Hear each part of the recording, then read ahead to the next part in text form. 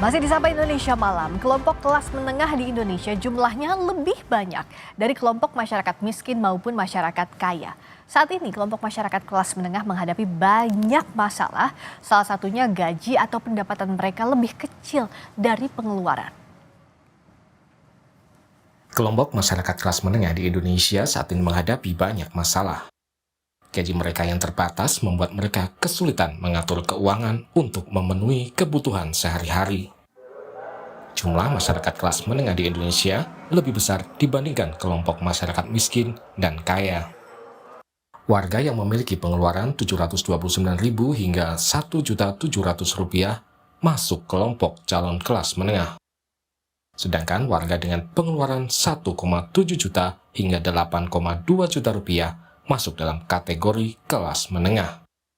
Jumlah dua kelompok ini mencapai 70 juta orang atau hampir 67%. Laporan harian Kompas menyebutkan pendapatan kelompok calon kelas menengah dan kelas menengah ternyata lebih kecil dari pengeluaran mereka.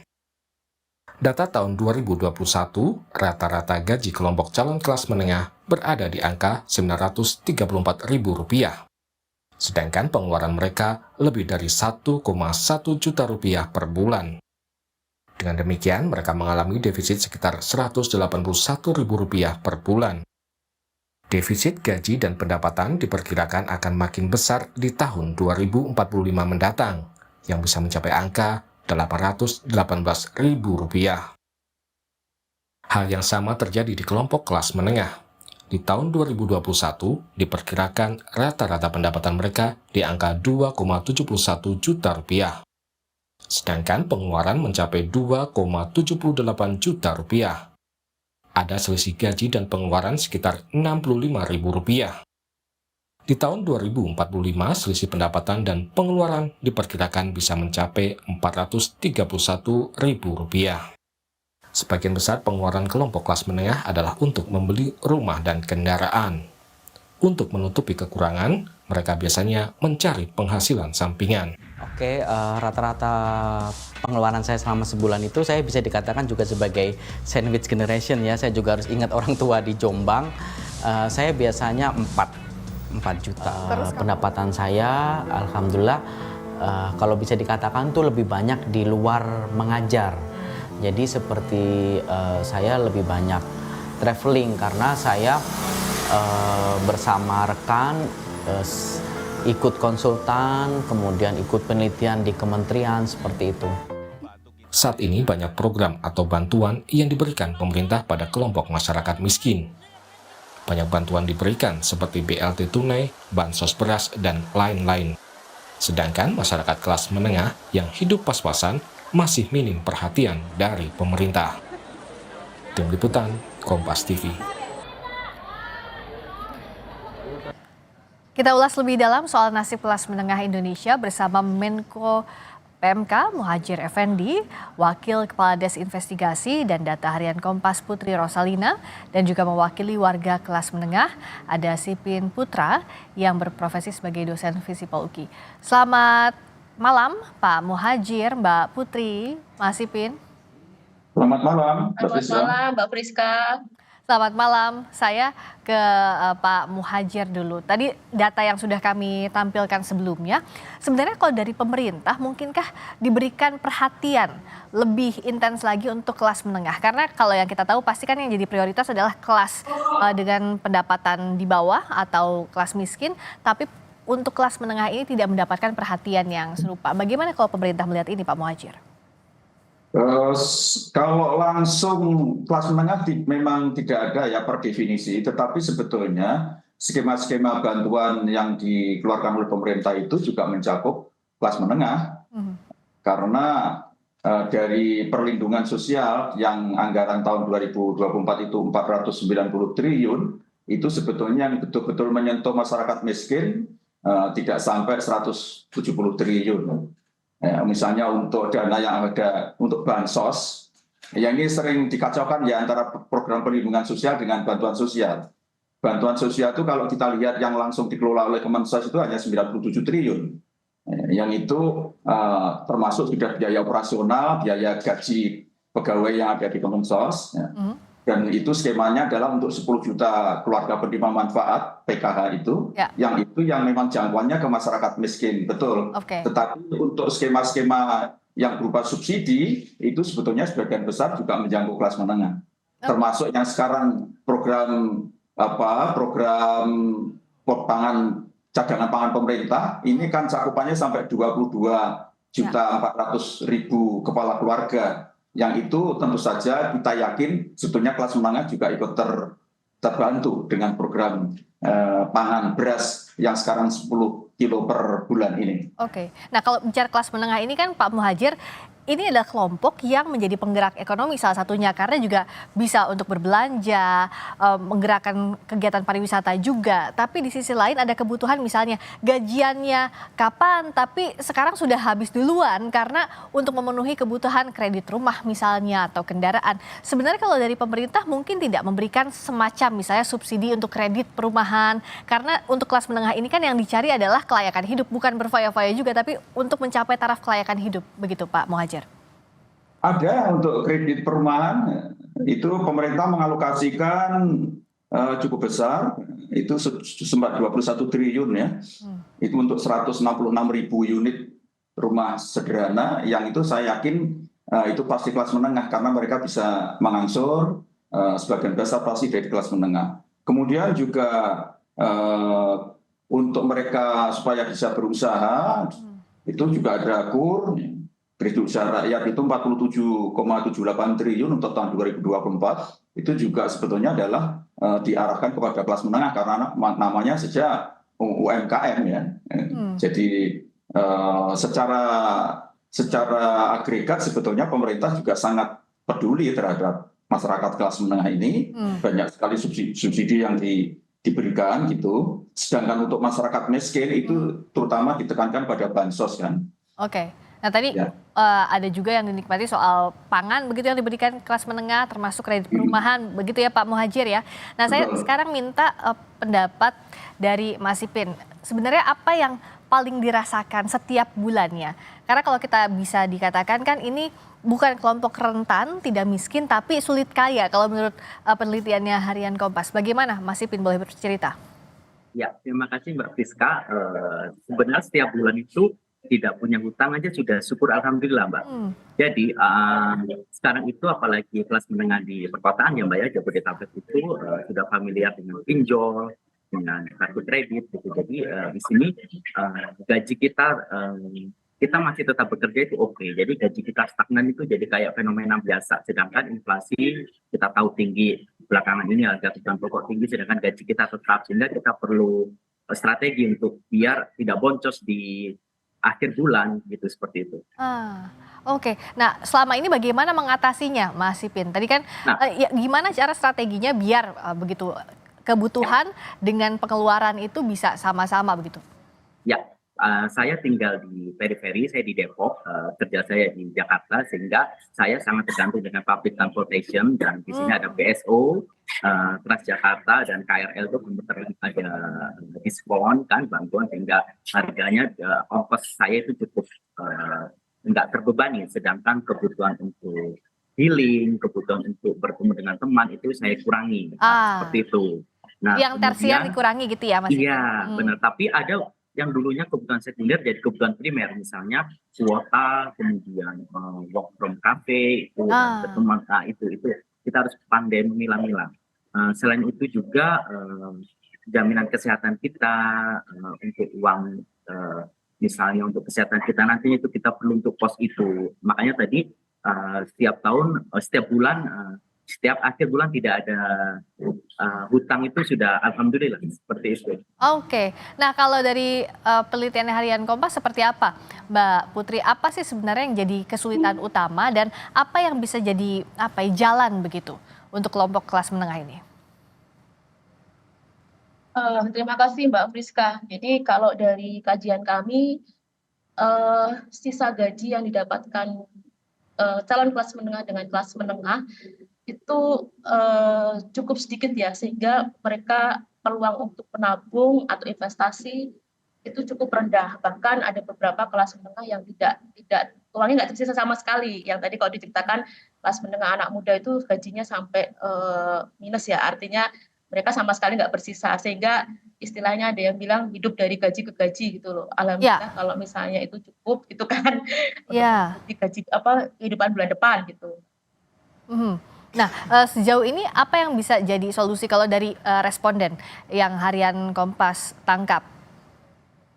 Ya, kalau dari beberapa kita wawancara beberapa narsum yang dari beberapa daerah ya, mereka pertama mencari side job ya. Side job-nya itu bisa dengan berdagang, kemudian atau bekerja sampingan yang lain, misalnya menjadi apa desainer grafis, kemudian konten kreator gitu. Yang Ah, dilakukan sih itu sih ya. Jadi side job atau side hustle, misalnya kalau seperti salah satu responden saya di Cisauk itu menjual hasil rakitannya gitu kan, itu sebagai ah, hobi kemudian dijual itu.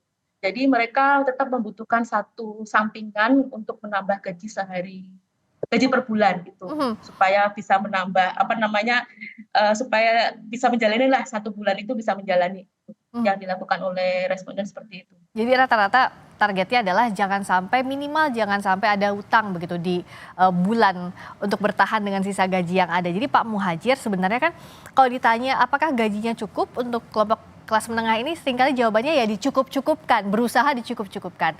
Kalau kita lihat kondisinya, tapi ini tuh termasuk kelompok yang rentan. Kenapa kita katakan demikian? Karena misalnya saat COVID, tiba-tiba kehilangan pekerjaan, padahal pengeluaran yang primernya sudah sekian begitu.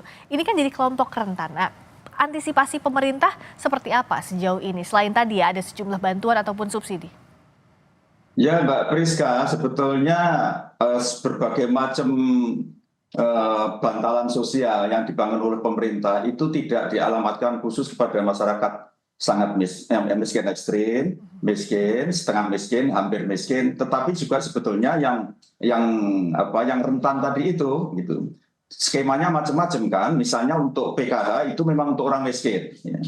Kemudian untuk orang yang miskin ekstrim itu didobel, bisa menerima PKH, bisa dapat bansos dana desa, bahkan bisa juga bansos daerah untuk mencukupi agar dia bisa terentaskan dari kemiskinan ekstrim. Sedangkan untuk masyarakat kelas menengah sebetulnya misalnya saja untuk jaminan kesehatan, BPJS Kesehatan, itu kan 130 juta warga yang terjangkau oleh PBI, yang iurannya ditanggung oleh pemerintah, itu pasti otomatis masyarakat kelas menengah juga pasti terjangkau di situ. Karena kalau hanya terbatas masyarakat miskin itu 29 juta saja sebetulnya. Ya.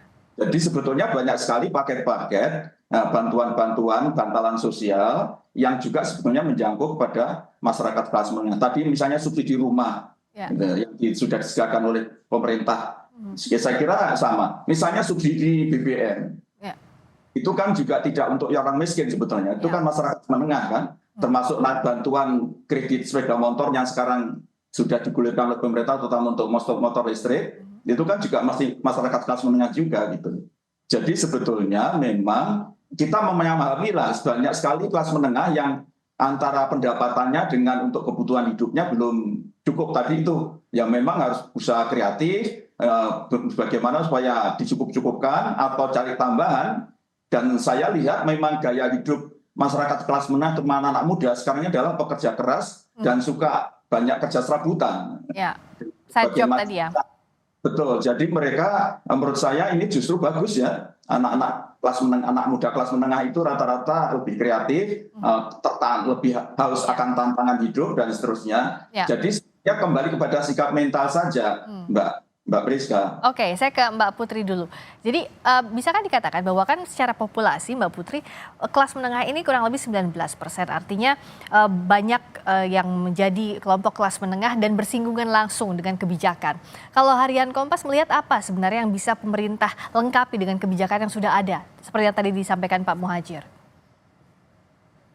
Ya, koreksi ya Mbak. Jadi sebetulnya jumlah kalau calon kelas menengah, jadi kelas menengah itu ada 2, calon kelas menengah itu 47%, kelas menengah sekitar 20% gitu ya. Oke. Jadi ya kalau seperti katakan Pak Muhajir, memang ada beberapa program itu yang tidak menyentuh langsung ke kelas menengah ya, tapi sebenarnya kelas menengah bisa menikmati. Tapi terkadang dari wawancara lapangan itu ada beberapa kelas menengah yang sulit untuk menjangkau bantuan itu karena dianggap kamu sudah nggak miskin lagi gitu. Seperti yang saya temui di salah satu responden di Semarang, dia untuk mengurus UKT anaknya supaya turun itu susah sekali. Tadinya UKT-nya tinggi karena dia dianggap kelas atas gitu. Tapi kemudian di tengah jalan teman saya itu bangkrut gitu kan, usahanya bangkrut sehingga ya turunlah menjadi calon kelas menengah. Nah, itu sulit sekali untuk menurunkan UKT seperti itu karena harus proses surat miskin juga nggak mungkin juga Mungkin gitu iya, kan, betul. bagi orang miskin ya gitu. Jadi kalau dari pengalaman responden ini saya lihat memang mungkin meskipun ada yang sudah menyentuh, tapi mungkin harus dia banner ya Pak, harus ada banner bahwa ini untuk program kelas menengah supaya kelas menengah juga mudah untuk menjangkau program-program yang sebenarnya bisa dijangkau olehnya. Oke, nah untuk sampelnya saya tanya langsung ke Mas Ipin, apa kebijakan yang masih dianggap belum menyentuh kebutuhan kelas menengah, tapi sebenarnya itu dibutuhkan begitu untuk menyambung hidup setiap bulannya? Ya, terima kasih Mbak Friska. Kebijakan misalnya waktu Kemenang kemarin ada kebijakan kuota untuk tenaga pengajar itu cukup membantu. Ada kebijakan prakerja karena kan banyak yang kena layoff, startup banyak yang ambruk, kemudian karyawan kehilangan pekerjaan sehingga mereka ikut program prakerja, ada beberapa jilid itu. Nah, tapi ada program bansos, PKH itu kan tidak menjangkau kami. Nah, beberapa strategi kami untuk mendapatkan perhatian dari pemerintah adalah misalnya bagaimana dengan kelas menengah yang di bawah UMR, tapi dia tidak mendapatkan jaminan misalnya BPJS Ketenagakerjaan, BPJS Kesehatan, tadi disebutkan PBI. Sedangkan saya sendiri itu mandiri dan tempat saya bekerja tidak mengcover itu, sehingga ya saya kalau tidak punya uang ya tidak bisa auto debit, tidak bisa membayar iuran BPJS saya sebagai warga negara yang baik. Nah, beberapa hal ini perlu diperhatikan oleh pemerintah, makanya kami kecil nih. Saya sebagai warga kelas menengah, saya dari daerah tinggal di Jakarta, akan pulang kampung, akan mudik di bulan depan itu, ternyata BUMN memberikan program CSR ada syarat untuk bisa mudik gratis. Kenapa saya pilih mudik gratis? Karena pesawat dalam negeri, Mbak Friska tahu sendiri ya harganya ya, ke Surabaya berapa, nah PP berapa, belum uang saku dan sebagainya. Kemudian juga naik bis juga seperti war tiket kereta api udah habis, sehingga pilihannya adalah misalnya mudik gratis. Mudik gratis itu ternyata ada syarat dari salah satu BUMN itu mengajukan surat SKTM. Nah, tadi Mbak Putri bilang ada beberapa hal yang kami tidak bisa mengakses itu. UKT tadi, bayar anak kita sekolah, tidak bisa mendapatkan keringanan karena kita tidak bisa ke RW, kita untuk mengurus surat SKTM, seperti itu. Tadi dari masukannya Mas Ipin, bagaimana Pak Muhajir? Bisakah ini dilakukan, dipenuhi misalnya jaminan kesehatan dan juga kebutuhan lainnya tadi? Kalau BPJS Kesehatan, kalau memang betul-betul dibutuhkan dan setelah diverifikasi memang tidak mampu, itu pasti. Karena kita sediakan pagunya itu sampai 136 juta. 96 juta itu dana dari pusat, sisanya itu disiapkan. Bahkan di masing-masing daerah itu ada DAK. Jadi kalau tidak bisa dieksekusi di tingkat pusat, Mbak, itu bisa dieksekusi di masing-masing daerah. Mungkin soal komunikasi saja, gitu. Soal administrasi di daerah memang saya akui itu belum selancar yang kita harapkan. Begitu juga tadi Mbak Putri menyampaikan, kemudian tiba-tiba ada orang miskin, itu juga sama. Sebetulnya mekanisme sudah diatur di dalam pembantuan itu. Kita sadar betul sangat rentan di Indonesia ini kemiskinan itu, orang bisa saja mendadak miskin gitu. Terutama kalangan masyarakat sandwich generasi sandwich. Karena itu sebetulnya memang di sana setiap orang untuk mendapatkan bantuan itu harus terdata di DTKS. Tetapi kalau belum ada di DTKS, sebetulnya bisa lewat musyawarah desa. Dan itu bisa digunakan dana desa. Jadi dana desa itu, Mbak Friska, itu sudah kita tagging untuk dana bantuan BLT dana desa itu ada. Jadi bantuan langsung dana desa untuk mereka yang miskin, yang belum tercover oleh DTKS, itu tersedia di sana. Cuman bagaimana itu bisa jalan, mekanismenya sedang cepat gitu. Kita tahu misalnya kalau ada keluarga sandwich, kemudian yang satu-satunya yang bisa menghidupi itu meninggal misalnya, itu akan terjadi kemiskinan beruntun. Dan itu mestinya desa harus segera sigap untuk mengatasi bagaimana supaya yang bersangkutan tidak terjerembab ke dalam kemiskinan yang terlalu dalam. sebelum kemudian mereka bisa dihandle dana DTKS dari pusat. Belum masuk di dalam data DTKS dan kemudian ada paket bantuan dari pusat gitu. Apalagi sekarang kan data kita lengkap karena sekarang data itu ada di Kemenko PMK, namanya data P3KE kan, pencasaran percepatan kemiskinan ekstrim. Itu desilnya sampai 10. Desil 10 itu termasuk di situ kelas menengah gitu. Karena kalau yang miskin itu hanya sampai desil 4 gitu. Ya. Jadi sebetulnya kalau data by name by address itu sudah cukup. Bagaimana kita bisa nanti menyampaikan paket-paket bantuan itu. Tadi usulannya dari Mas Sipin tentang BPJS tenaga kerja ini sedang kita perjuangkan. Jadi nanti tidak hanya jaminan kesehatan saja, tapi juga jaminan ketenaga kerjaan, terutama 2. Yaitu jaminan kematian karena kerja dan jaminan kecelakaan kerja. Itu sedang kita upayakan, mudah-mudahan nanti bisa mendapatkan persetujuan oleh pemerintah gitu ya. Sehingga kalau itu bisa iurannya bisa ditanggung sebagian oleh pemerintah, syukur-syukur skalanya juga sebesar apa yang di BPJS Kesehatan yang 136 juta itu, maka mungkin solusinya itu menjadi salah satu solusi yang sekarang sedang kita perjuangkan itu. Oke, dan ini bisa diterapkan kapan Pak Muhadjir? Dalam artian begini, seringkali kan tadi usulannya Mas Sipin dan juga warga kelas menengah lainnya adalah saat mengurus itu terbentur birokrasi. Nanti jawabannya adalah, tapi bukan masuk kelompok miskin begitu. Itu salah satu jawaban yang paling sering banyak terjadi. Nah, bagaimana agar mekanisme ini bisa berjalan di tiap daerah, tidak dibeda-bedakan, daerah yang ini lancar, yang dekat dengan pusat, yang lainnya tidak, itu seperti apa Pak Muhadjir?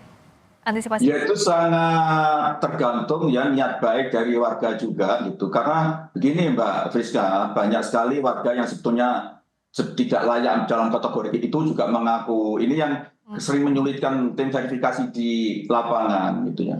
Dan memang kita akui ini belum berjalan dengan cukup bagus, tetapi terus kita perbaiki mekanisme-mekanisme itu, tapi juga sangat tergantung pagu anggaran kan. Misalnya kalau nanti BPJS tenaga kerjaan itu bisa masuk di dalamnya itu bantuan PPI dari pemerintah untuk terutama pekerja informal yang sekarang kita sasar. Dan sekarang ini baru 1 juta untuk uji cobanya. Jadi ada pekerja informal yang sekarang sudah mendapatkan bantuan biaya asuransi tenaga kerjanya ditanggung oleh pemerintah. Nah, ini kalau nanti bisa kita lakukan sehingga di penanganan kelas menengah itu dari kanan dan kiri, artinya BPJS Kesehatan sudah di cover tadi 136 juta itu saya yakin itu kelas menengah sudah masuk di situ. Kemudian kalau ada juga jaminan kesehatan tenaga kerja, jaminan kesejahteraan, terutama tadi itu tentang kematian dan kecelakaan kerja. Syukur-syukur sebetulnya yang penting adalah jaminan hari tua dan jaminan pensiun. Kalau 4 itu bisa di cover, itu akan sangat bagus memang.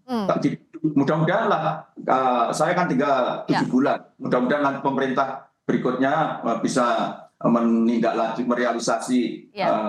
Itu sudah berkali-kali saya sebagai Menko PMK sudah berkali-kali mengusulkan supaya ada diimbangnya ada jaminan ketenaga kerjaan itu. Nah, Mbak Putri melihat tadi sudah solutifkah yang disampaikan Pak Muhadjir dan bisa diterapkan segera mungkin dan bahkan ada transisi pemerintahan bisa dilanjutkan semestinya? Di atas kertas begitu ya seharusnya, tapi nanti kita belum tahu ya prakteknya pada pemerintahan berikutnya apakah mereka programnya apa seperti yang sekarang, maksudnya dalam tanda petik peduli kelas menengah atau yang lain gitu kan, karena kalau saya lihat kan sekarang lagi gencar-gencarnya makan siang gratis gitu kan. Nah, khawatirnya nanti melupakan program yang lain gitu. Oke, jangan sampai dilupakan juga ya untuk kelas menengah ini. Terakhir harapannya Mas Sipin, apa yang bisa sebenarnya dibantu oleh pemerintah untuk meringankan beban warga kelas menengah? Ya, terima kasih Mbak Friska. Sebenarnya kita itu sudah terbiasa tadi serabutan ya, side hustle kita banyak. Makanya weekend kita ya kerja, apalagi kita dibantu dengan teknologi yang semakin canggih. Tapi harapan buat pemerintah adalah memperhatikan kami itu infrastruktur yang baik, udah deh jangan macet, terus transportasi yang bagus, jangan tiba-tiba ada isu kenaikan transportasi publik, itu kami pertama yang akan merasa dampaknya dan pertama yang akan bergejolak misalnya PSO dicabut, itu kami yang akan terasa. Seperti itu Mbak Priska. Baik, masukan ini semoga dibantu direalisasikan oleh pemerintah, termasuk tadi juga kebijakan yang sudah dilakukan diteruskan. Pak Muhadjir, itu titipannya dari warga kelas menengah seperti yang kita bahas ini, jangan sampai juga ini menghambat nanti Indonesia emas, tapi justru tingkat ekonominya malahnya merosot. Itu yang kita tidak harapkan. Terima kasih banyak Pak Muhadjir Effendi, Menko PMK. Terima kasih Pak Muhadjir, terima kasih Mbak Putri, Mbak Putri Rosalina, Wakil Kepala Des Investigasi dan Data Harian Kompas, dan juga Mas Sipit Putra, mewakili warga kelas menengah sebagai dosen Visipol UKI. Terima kasih. Selamat malam.